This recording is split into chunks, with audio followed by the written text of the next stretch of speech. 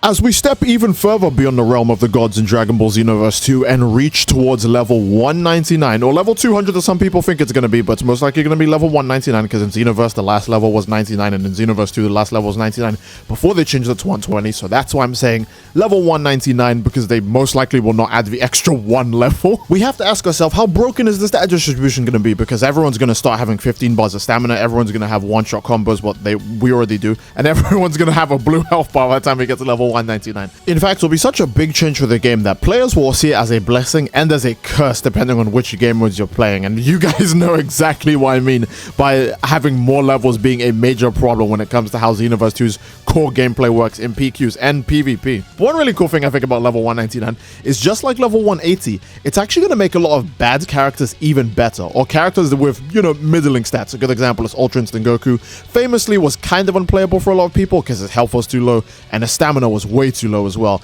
But when we get higher and higher in levels, even characters like him start becoming genuine threats because their ability to carry in one combo is even easier, and they actually have the stamina to fight back now. So I want to talk a bit about how we're going to reach level 199 in Future Saga Chapter 4, because the Future Saga DLCs always raise our level, not like the Daima DLC that was just a filler DLC.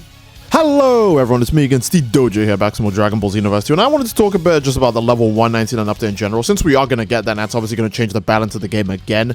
And obviously I'll mention the pros and cons of it, because you guys are probably very curious about how does this become a, a punishment for the players. Well, we'll get there when we get there, but for now I want to talk about the benefits it has to offer to the players as well as to the already existing characters of Xenoverse 2, since those are the characters we're playing, those are the characters we're going to be having fun with. So overall, in terms of when it comes to like game difficulty, level 199 is obviously going to benefit us massively, because for those of you guys who are still grinding at hard missions like expert missions just to get XP or to get TP medals, or grinding at raids so you can get enough points for the raid item, being several levels higher obviously makes it way easier. I'm sure you guys have noticed this, that past raids don't take anywhere near as long as, well, the current raids don't take anywhere near as long as past raids, because we do so much more damage, so it makes things so much easier. And for people who are still farming away at parallel quests, obviously having a much higher level helps, especially during that one especially egregious parallel quest where you have to fight basically all of Universe 7, then fused Zamasu, and then Jiren and Ultra Instinct Goku at the end. You guys know which one I'm talking about, the one with meditation and power rush. In fact, I actually even saw a Reddit post from someone saying that they finally got Vanishing Ball like 9 years after the game came out. That's ridiculous that someone's RNG was genuinely so bad they didn't get Vanishing Ball for 9 freaking years. Is that not absolutely unfair? And it's not like that Vanishing Ball's a low-key move. That's like the main move of like the final villain of like Dragon Ball Z. Like, people are gonna want Vanishing Ball for just being a really cool death ball kind of like projectile. So obviously being a much higher level is gonna, like, it's not gonna help your RNG, but it's at least gonna make blowing through these missions way simpler. So from a PvE standpoint, it's an absolute blessing. It's golden, it's peak in fact. And this isn't even taking into account like other weirdly hard missions in the game or kind of difficult missions in the game where they just make you fight super hard opponents. A good example is like the double fight with Oob and End of Z Goku in that one like weird like tournament thing during the Majin DLC. That fight is still really hard for a lot of people, so obviously having the extra levels really helps. And then obviously some of the newer story parts in like the Future Saga DLC has some pretty tough fights or challenging fights with certain kind of stat benefits. Like a good example, Golden Frieza in general, his whole like Saga people were like, hey, that's actually a nice difficulty curve, since the game expects us to be the new max level when we're doing it. It's a pretty nice difficulty curve to see in the game, and obviously being an even higher level like helps people who are less good at the game, for lack of a better word, through stuff like that. Obviously, there's a lot of characters in Dragon Ball Xenoverse 2 that are not in a very good position, so the next thing I want to talk about is how it helps characters across the game. Again, I already mentioned UI Goku. He used to be kind of a rocky character before. UI Goku used to be in debates of if he's the best character in the game or the worst character in the game, just because some of his stats were so low. But he's no longer in debates of if he's in the worst character in the game. People aren't saying he's the best character in the game anymore, but he's, just not the worst because his stats are way better now. So that's, again, very refreshing. Obviously, everyone getting the stats buffed makes UI Goku's position change a little, but at least he's no longer regarded as the worst character in the game because he has the stamina to fight back. And again, this applies for many characters because they refuse to implement custom partner like characterization for every character in the game. I've always said this, but I think Xenoverse 2 would benefit greatly if they actually just made every playable character a custom partner, because then every character would be usable to a certain extent.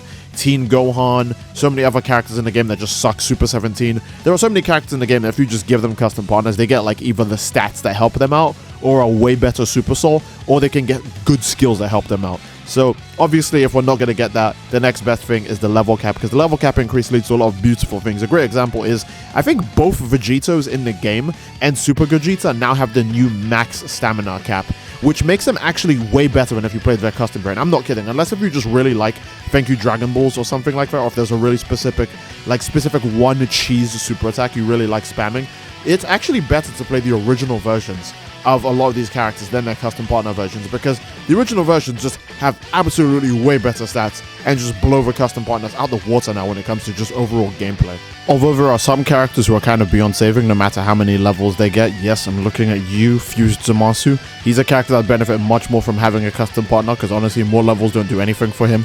His kit is kind of horrible in general. And now to get into some of the downsides of such a high level cap, and again, this mostly applies to PvP, and obviously some people could say, PvP is not that big of a deal, but PvP is something that people really look forward to in Dragon Ball Xenoverse 2. And again, a good example is, look how much people like it when Cyrex does a PvP video, when I do a PvP video, when Burkle used to make PvP videos. People love seeing Xenoverse 2 PvP. Maybe it's because they don't like playing the PvP as much, but they like watching the insane stuff that goes on in it, which I think is completely valid.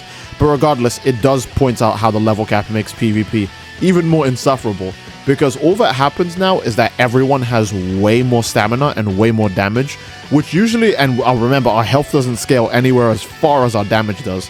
So it usually creates scenarios of, here are the two types of matches you get now in Xenoverse 2. One, someone has the max amount of stamina, which is 15 bars now, and just runs away forever. And they also have the highest amount of health possible, which will be even easier to do, by the way, because when they raise the level cap, you'll need to put even less points into stamina to get the max amount of stamina. I think, honestly, right now, to get 15 bars of stamina, you only need to put like 80-something points into stamina, which is ridiculous. You don't even have to go to 100.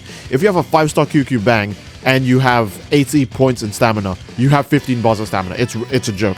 And when the final update comes out, obviously, and raise the level cap to 199 or 200, whatever the number is going to be, you'll probably only need 60 points in stamina to get to level to get to like 15 bars stamina. That's ridiculous. Imagine only putting 16 points into stamina. Now you can put way more points into health, into any of your damage types, which people, by the way, everyone already has a damage type, but like at 200, because you should in this game. You do so much damage in this game, you should just push it even further beyond, and people don't have enough health, so you should always push the damage as high as you can. And that's another problem with PvP, man. You die way too quick. Even if the ridiculous amount of stamina, the ridiculous stamina usually just helps people who are cheesing you in the game to live longer, because now they're not using their stamina at all when they're key cancelling and XY spamming the whole fight, and then they still have so much like bonus reservoir stamina when they do hit you, and they will hit you because the game is lagging and they're cheesing, so you are going to get touched. It usually doesn't help, especially for situations like that. You're going to fight some cheap tryhard who's got a bunch of lag on his side. He's got like over twice the amount of stamina he could have before, and now he has even more health because of the new level cap. And his damage is going to get higher. Remember, you don't need to put more points into damage for it to get higher. If your level gets higher, your damage gets higher. And that's the same with your health. You can put no points into health or damage the whole game. But the health difference between like a level 180 and a level 160 is absolutely ridiculous. So obviously the gap between a level 180 and a level 199 is going to be even dumber, because again, scaling. The higher the number is, the bigger the stats you get per level. So it's going to look pretty disgusting when we get to the last few levels and we see all the like dark blue health bars, 15 bar of stamina, one combo kill like male Saiyans and male Loveflings, dominating like ranked of like their big sweaty presets that have a bunch of moves that you can't hit them when they use them, a bunch of things that there's literally no downsides to it, like key cancels, XYs, and then they're going to just have a bunch of broken cheese skills. And then even if you get that far, they're still going to have their Thank You Dragon Balls or their Super Armor Limit Burst, and it's just such a damn hassle. You can imagine how annoying it is to fight that as I'm describing it. And thankfully, most of you guys watching are probably not going to have to fight that. You're probably going to watch me fight that. So that's going to be, oh god, that's going to be so annoying. But I think that's a great testament to how bad the level cap can be for Xenoverse 2's health. And that's mostly due to the lack of proper balancing. Again, I've already said this. Xenoverse 2's balancing is in such a horrible situation because the game was made in 2016 for previous gen consoles. The servers, I 100% think Bandai Namco is to blame for the kind of shonky servers.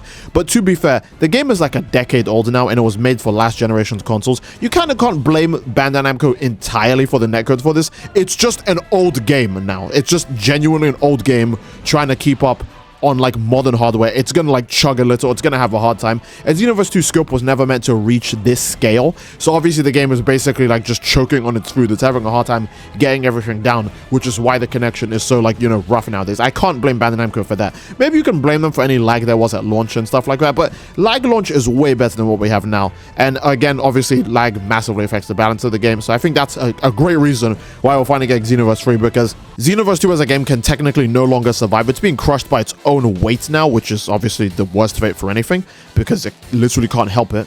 But Xenoverse 3 will obviously alleviate this burden by basically taking all of the players from that game and into the next game. And again, I want to remind you guys, Xenoverse 2 is such a good game in comparison to Xenoverse 1 that pretty much no one plays Xenoverse 1 anymore. I don't think there's an actual reason to play Xenoverse 1 over Xenoverse 2. If there is, please let me know in the comments section down below.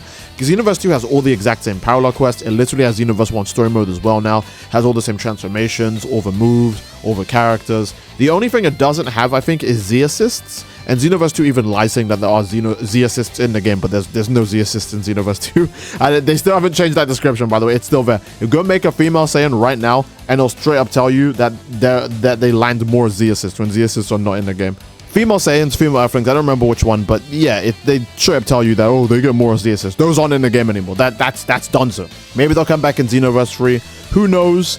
But I think that's a solid place to end the video. Again, if you guys enjoyed the video, then obviously, again, please leave a like on the video. Don't forget to subscribe. It's a great support the channel. Leave a comment down below as to what you'd like to see next, fellas. Let me know what you think about the level cap for Xenoverse 2. Because one very great theory I have is that Xenoverse 3 is actually going to reset the level cap back to 80. I think my best example of this is that even though Xenoverse 1's level cap actually reached level 99, when Xenoverse 2 came out, that game reset the level cap to level 80 and made us wait like several DLCs to get back to level 99. So I think Xenoverse 3 will honestly do the same thing. It won't have a ridiculous stat start like Xenoverse 2 has now. Like Xenoverse 2 has level 180 and is going to end at level 199.